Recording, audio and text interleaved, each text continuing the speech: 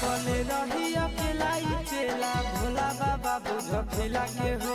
कबले रही अकेला चेला भोला बाबा बुझ खेला के हो। देवा घरा एलिया जम्मू जिला से हो छोड़ी ढीला लगाई दे मोर ढीला से हो। बाबा एलिया नवादा जिला से हो छोड़ी ढीला लगाई दे मोर ढीला से हो।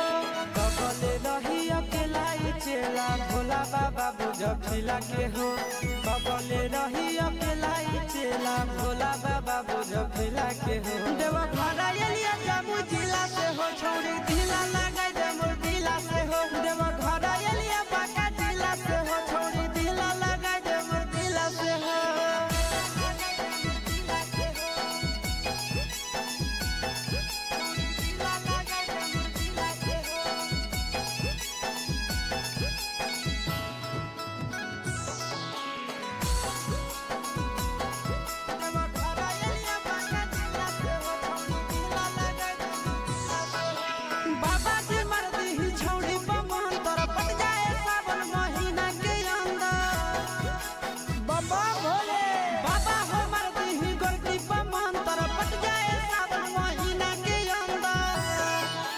हर जलवा ढारे ले अइबो पैदल चाहे सकीला से हो।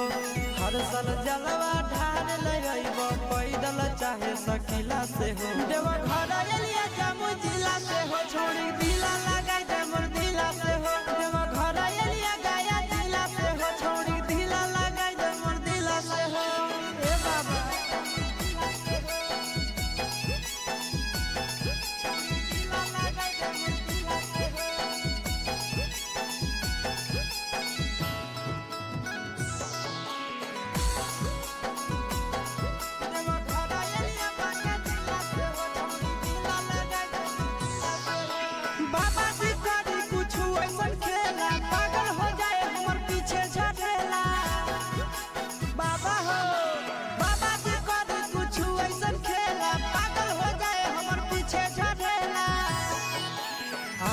यादव चिंटू राजा किए बड़ा मुश्किला से हो।